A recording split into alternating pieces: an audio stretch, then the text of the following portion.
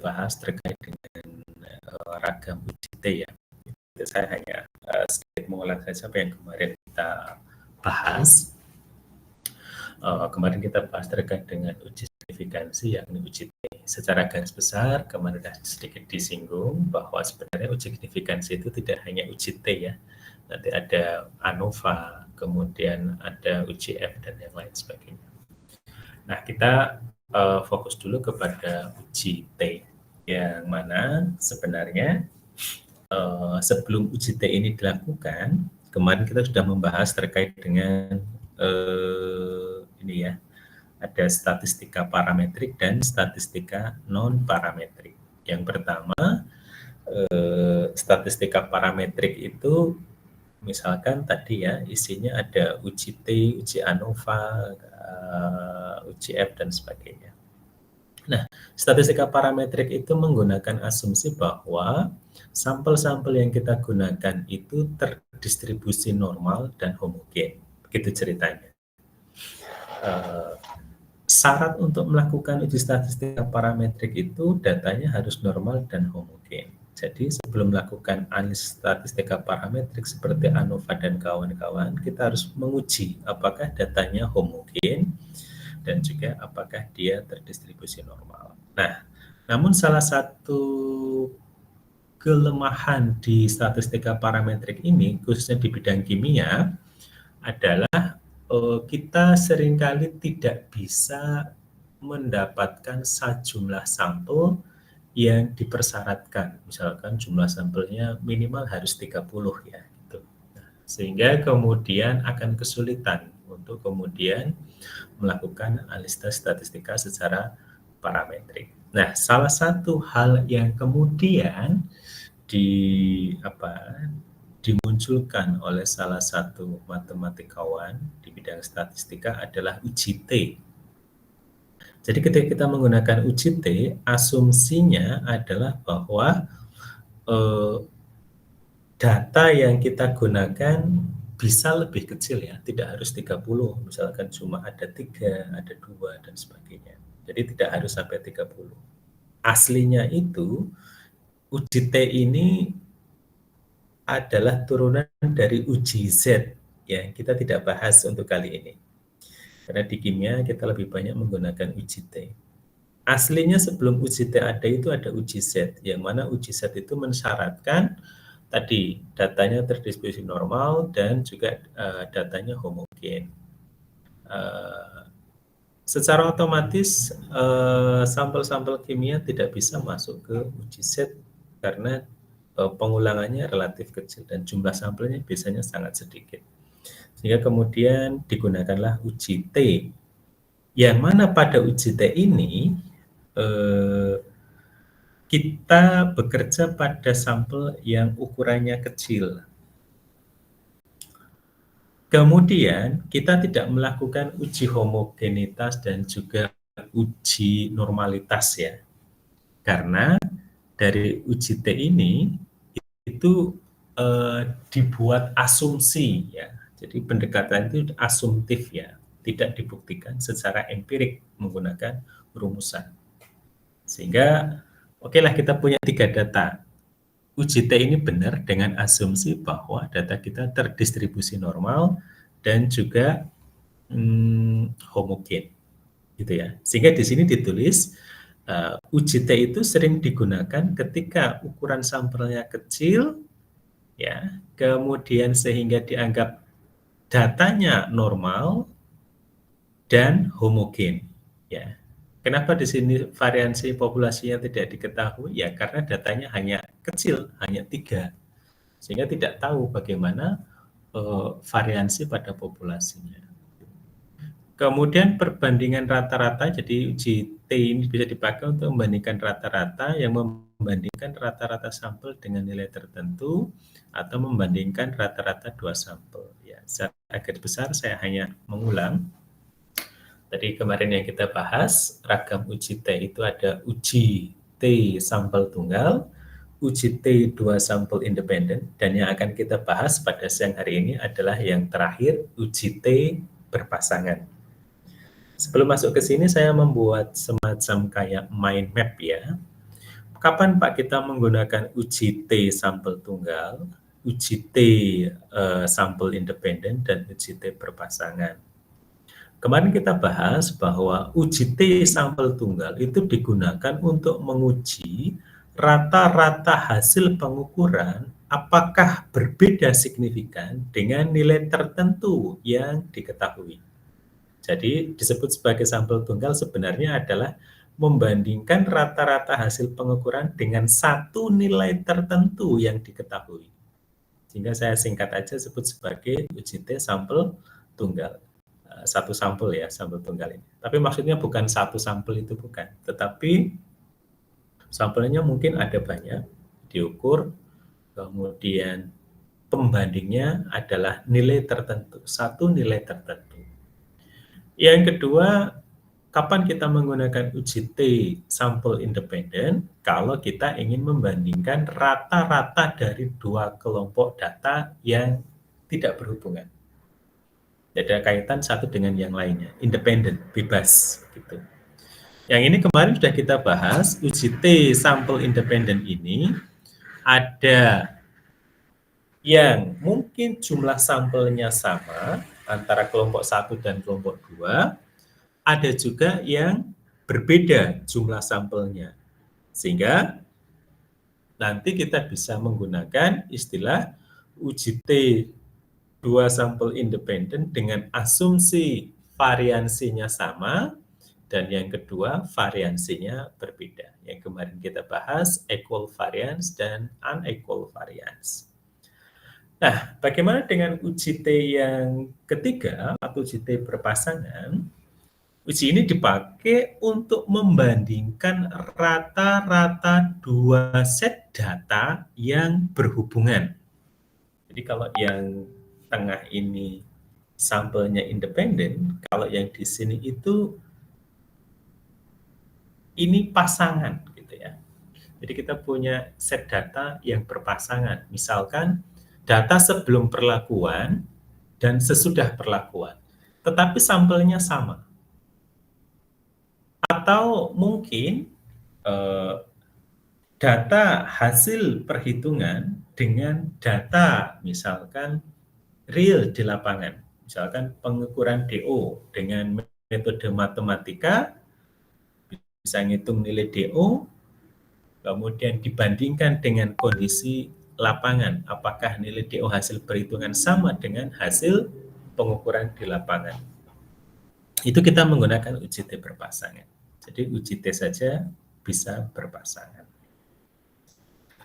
Oke, nah saya akan langsung masuk ke kapan uji T nanti dibaca ya. Saya akan coba masuk ke Excel-nya saja. Oke, kemarin sudah kita bahas uji T independen, sekarang kita akan bahas terkait dengan uji T berpasangan. Nanti kalau waktunya habis, saya diintervensi, diberitahu. Oke. Tadi sudah saya bahas sedikit di PPT untuk memberikan gambaran mind map tentang apa hubungan antara uji T sampel tunggal, uji T sampel independen, dan uji T berpasangan. Sekarang kita fokus ke bagian yang uji T berpasangan. Uji T berpasangan tadi sudah saya sampaikan, ini ya, membandingkan rata-rata dua sampel yang terkait dari populasi yang sama, berarti sampelnya itu harus sama.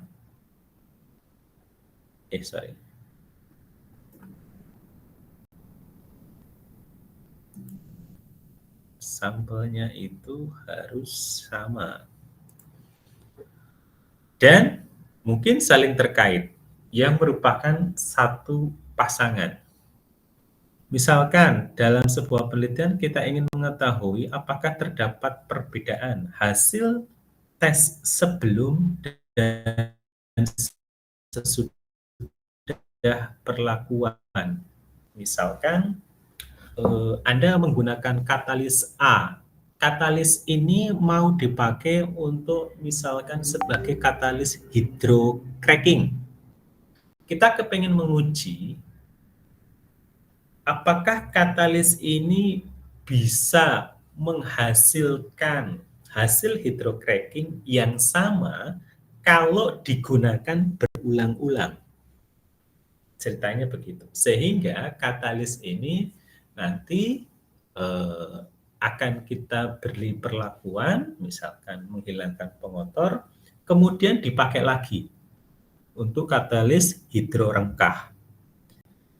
Nah, karena objeknya sama, artinya si katalis sebelum diberi perlakuan, misalkan interkalasi atau mungkin kalsinasi ya, dikalsinasi, misal katalis A digunakan. Setelah digunakan, kita bersihkan, kita panaskan pada temperatur 500 derajat untuk kalsinasi, menghilangkan pengotor dan sebagainya. Nanti kita pakai lagi sebagai katalis hidrorengkah. Apakah kinerjanya masih sama antara sebelum dikalsinasi dan sesudah dikalsinasi?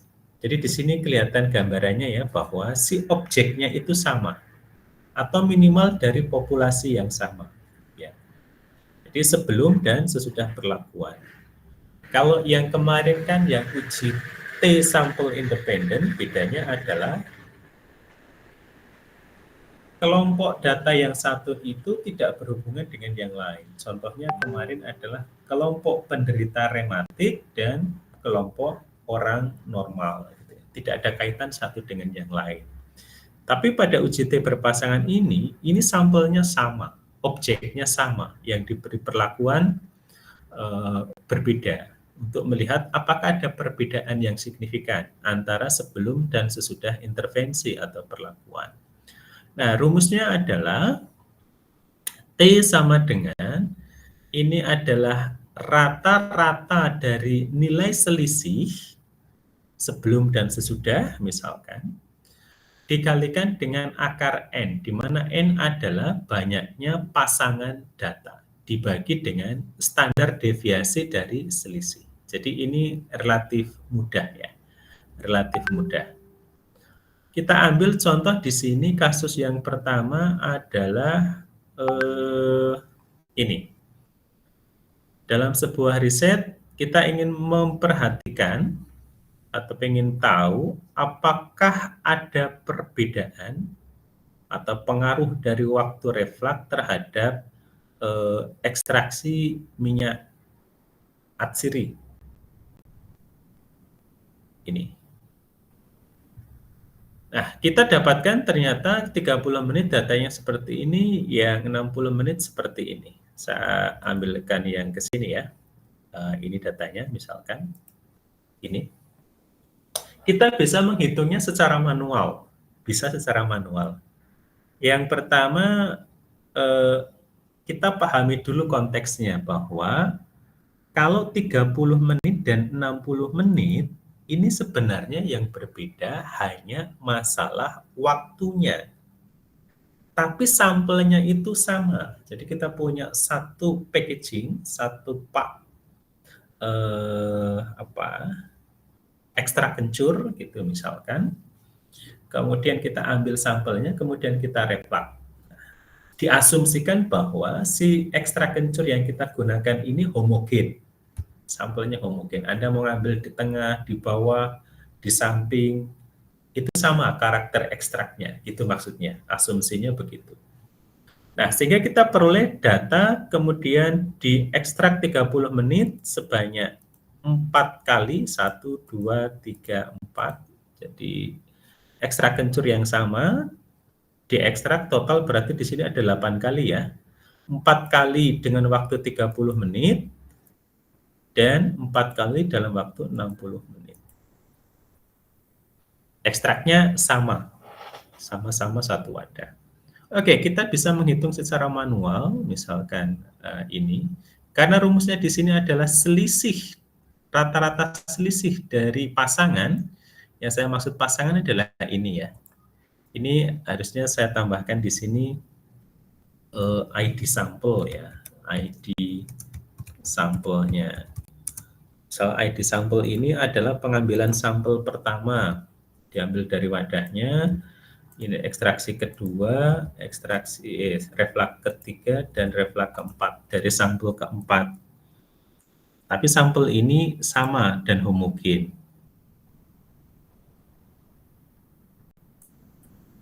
Oke. Nah, untuk menghitung nilai T hitungnya, kita nyari selisihnya dulu ya. Ini sudah saya tuliskan di sini. Delta T, maksudnya ini bukan delta waktu, bukan ya. Ini delta hasil ini. Delta rendemen ya, supaya Anda tidak bingung. Ini delta rendemen. Delta, sorry. Ini rendemen. Ini pakai simbol ya.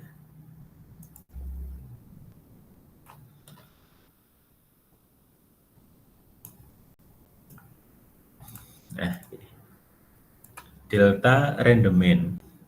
Sehingga kita bisa tuliskan di sini misalkan ini adalah selisih dari ini dikurangi yang 60.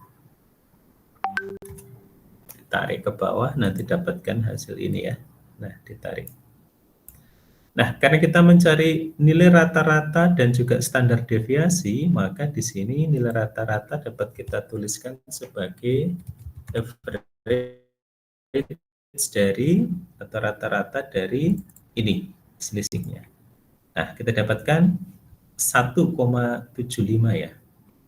Benar enggak ini 1,75 ya.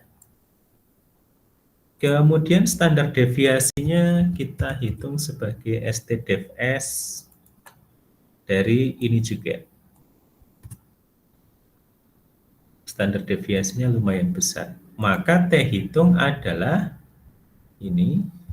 T hitung adalah nilai dari rata-rata selisih ini, rata-rata selisih ini dikalikan dengan akar dari jumlah pasangan data. Ini ada 4 pasang data ya. Di sini berarti 4, boleh saya tuliskan pakai pangkat ya, pangkat setengah 0,5. Atau Anda bisa tuliskan sebagai SGRT begitu. Dibagi dengan standar deviasi. Standar deviasinya yang bawah ini. Kita dapatkan nilai 0, ini kurang besar ya. Nah,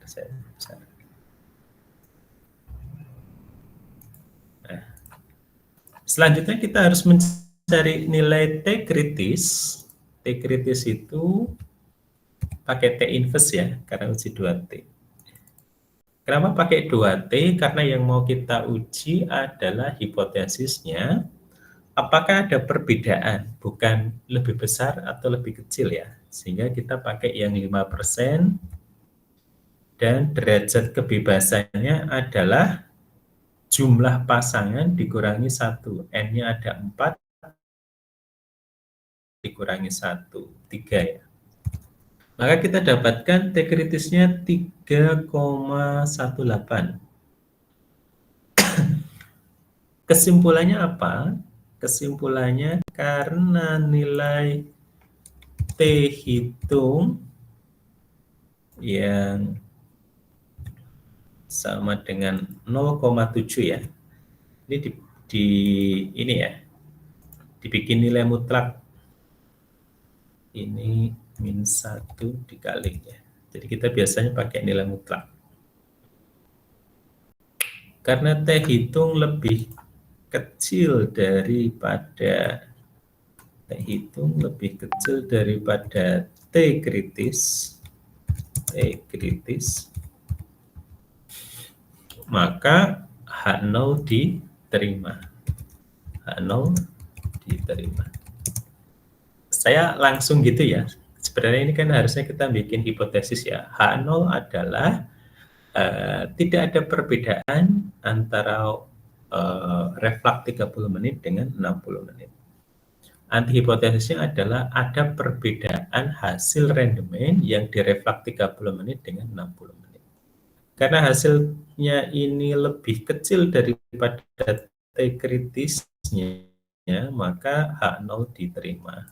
Atau dengan kata lain, tidak ada perbedaan yang signifikan dari rendemen yang direfleks pada temperatur direfleks pada waktu 30 menit dan 60 menit. Sehingga nanti eksekusinya, oh ini bisa menghemat waktu hampir 50% ya, separuhnya. Jadi mau diekstrak atau direfleks 30 menit ataupun 60 menit, hasilnya tidak berbeda signifikan.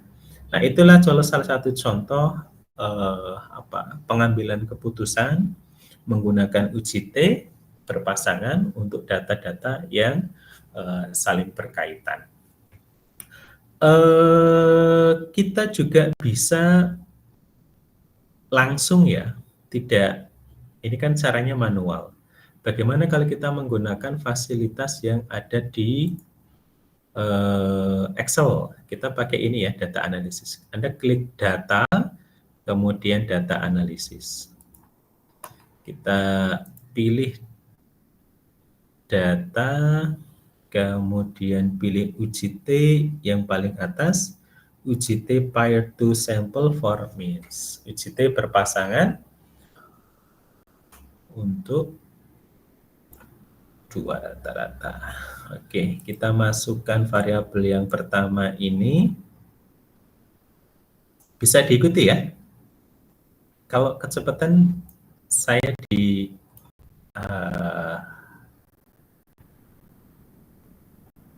hipotesisnya 0 ya, saya tulis 0 karena tidak ada perbedaan H0-nya gitu ya. Tidak ada perbedaan antara ini dengan ini, saya tulis 0. Baris yang pertama adalah label, alfanya 5% di sini. Keluarannya mau saya taruh di sebelahnya sini aja. Nah, di sini. Oke, semoga hasilnya sama. Nah, ini dia hasilnya. Yang atas ini adalah statistika deskriptif. Ini hipotesisnya, hipotesis 0, tidak ada perbedaan. Derajat kebebasan, degree of freedom, 3. Ini tadi, karena ada 4 dikurangi 1, 3. Kemudian T hitungnya di sini sama ya, 0,7. Ini karena dibulatkan, hanya 0,7 sekian-sekian. Nah, ini sampai ke, kelihatan tidak di tempat Anda? Sebentar, saya perbesar.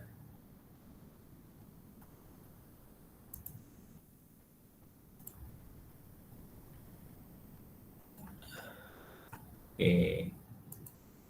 Nah, kelihatan. T hitungnya minus 0,7011. Ini tadi kita bulatkan ya, 701-nya masih sama. Kemudian ini adalah nilai P, jadi Anda bisa menggunakan nilai P untuk mengambil keputusan atau pakai nilai T ya, bebas. Di sini kita menggunakan nilai T. T-nya di sini ada nilai T yang two tile, ada yang one tile. P-nya juga sama, P value-nya ada yang one tile dan ada yang two tile. Karena hipotesis kita adalah menguji H0-nya adalah mu1 sama dengan mu2. Gitu ya. Hanya ini yang kita uji. Kemudian anti hipotesisnya itu adalah mu1 tidak sama dengan mu2. Sehingga kita pakai yang ini, critical two tiles. Ini sama 3,18, 3,18. Kesimpulannya adalah H0 diterima. Bagaimana kalau kita pakai nilai p-value? Beberapa jurnal menggunakan nilai p-value. Boleh kita tuliskan di sini. Nilai p-value untuk yang two tile, ini kurang besar ya. Saya perbesar aja. Jadi 18. Nilai p-value adalah 0,5 yang dia lebih besar daripada nilai alfa. Alfanya tadi 5% atau 0,05 ya. Jadi karena ini lebih besar daripada ini, maka kesimpulannya adalah H0 diterima. Artinya apa? Artinya tidak ada perbedaan yang signifikan antara reflux 30 menit dengan reflux 60 menit. Oke, sampai di sini ada pertanyaan? Tidak? Oke, kalau tidak ada pertanyaan, supaya menghemat waktu ya, nanti kalau saya tambahkan materi satunya lagi tidak selesai ya, waktunya tinggal 30 menitan ini kalau tidak salah. Tinggal 30 menit. Sehingga untuk melengkapi pembelajaran di daring winsuka.ac.id sudah saya tampilkan, ini saya lupa ininya ya. Ininya salah ya. Sorry, ininya saya lupa belum di-upgrade. Nanti Anda langsung saja nanti tugasnya dikumpulkan via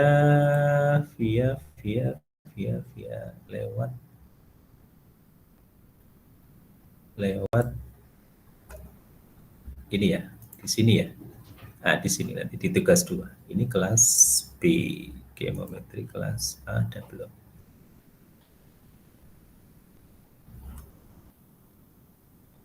Tugas kedua, ya ini, di sini ya. Nanti dikumpulkan di sini. Jangan lupa absen di sini juga. Oke. Apa yang dikerjakan di situ? Yang pertama ada soal tentang uji T sampel tunggal. Langkah penyelesaiannya yang pertama, Anda tentukan hipotesisnya dulu ya. Jadi sudah saya plotkan apa-apa langkah-langkah yang harus Anda kerjakan. Yang pertama, plotkan dulu hipotesisnya. Di sini pertanyaannya adalah, ujilah apakah rata-rata hasil pengukuran berbeda dengan hasil yang sebenarnya. Masih ingat ya? Berarti kalau redaksinya begini, berarti ini adalah yang diminta adalah uji dua arah, bukan uji satu arah. Kalau uji satu arah kan misalkan kayak kemarin ya, lebih besar atau lebih kecil. Sehingga Anda pakai mu1 sama dengan mu2. Nanti hipotesisnya tidak sama dengan. Paham maksudnya ya? Ini kan isinya cuma H0, hipotesis 0 adalah rata-rata 1 sama dengan rata-rata 2. Maksudnya rata-rata hasil pengukuran 1 sama dengan nilai tertentu, A misalkan. Anti hipotesisnya misalkan adalah rata-rata hasil pengukuran 1 tidak sama dengan nilai yang tertentu A gitu, dan seterusnya. Nah, kemudian bawahnya adalah diisi di sini. Kalau soalnya begini, berarti Anda menggunakan rumus uji T yang mana? Kan ada uji T sampel tunggal, uji T sampel independen, dan uji T berpasangan. Nanti Anda tuliskan rumusnya saja di sini. Nah, yang bawahnya adalah perhitungan sesuai dengan rumus yang Anda tuliskan di sini. Anda pakai rumus apa? Hasil perhitungannya bagaimana? Nah, yang keempat, Anda diminta untuk menentukan berapa derajat kebebasan dari data atau sampel yang Anda punyai gitu ya. Nanti bergantung dari jumlah sampelnya. Misalkan di sini dia bilang ada 10 sampel. Berarti di sini derajat kebebasannya berapa kalau Anda punya 10 sampel. Kemudian yang di sini adalah nilai alfa. Anda diminta untuk menentukan Anda mau pakai nilai alfa berapa, alfa 5%, 1%, 10%, atau berapa. Sehingga nanti nilai T kritisnya juga akan berbeda bergantung dengan nilai alfa yang Anda pilih. Kalau Anda pakai 5%, nilai T kritisnya misalkan X. Kalau Anda pakai alfa 1%, nilai T kritisnya misalkan Y. Kalau Anda pakai yang 10%, T kritisnya maka Z. Maka dari situ hasil dan kesimpulan di sini adalah, oke, bagaimana hasilnya atau keputusan yang diambil, apakah misalkan nilai T hitung lebih kecil daripada T kritis atau T hitung lebih besar daripada T kritis, sehingga kesimpulannya dapat diartikan apa? Kalau dia T hitung lebih kecil daripada T kritis, berarti apa? Kalau T hitung lebih besar daripada T kritis, itu berarti apa? Gitu ya. Oke, next. Soal yang kedua juga sama ya. Cuma mungkin beda kasus saja. Di sini kita punya katalis A dan katalis B. Ya. Ini sengaja saya bikin langsung begini ya, tidak dalam bentuk tabel seperti contoh di depan tadi, supaya menghemat ruang sebenarnya. Tapi kalau misalkan nanti soalnya ujiannya dalam bentuk tabel, Anda harus mencari nilai simpangan baku sendiri ya. Ini karena tugas aja, jadi simpangan bakunya saya berikan. Yang kedua sama kasusnya, apakah ada perbedaan signifikan katalis A dan katalis B.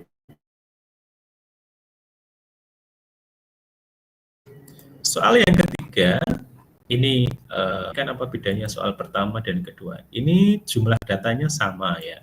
Berarti kita pakai asumsi yang bagaimana? Soal yang ketiga, oh ininya berbeda. Jumlah N yang satu 10, satunya 8. Kira-kira nanti perlu dicek apakah variansinya sama atau variansinya berbeda. Asumsinya Anda boleh menghitung secara manual atau Anda bisa langsung menggunakan ini ya, langsung dari sini data analisis, uji T, dan sebagainya.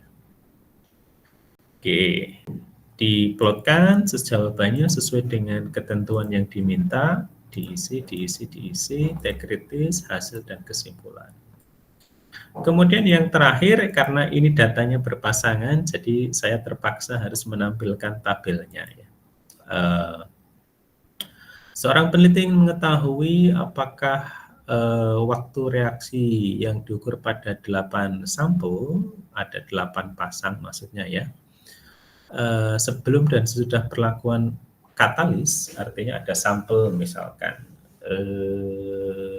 minyak jarak misalkan, menggunakan katalis X, suatu minyak jarak sampel A yang menggunakan katalis X dan tanpa menggunakan katalis X. Maksudnya, yang sebelum ini adalah reaksi yang tidak menggunakan katalis X. Ya.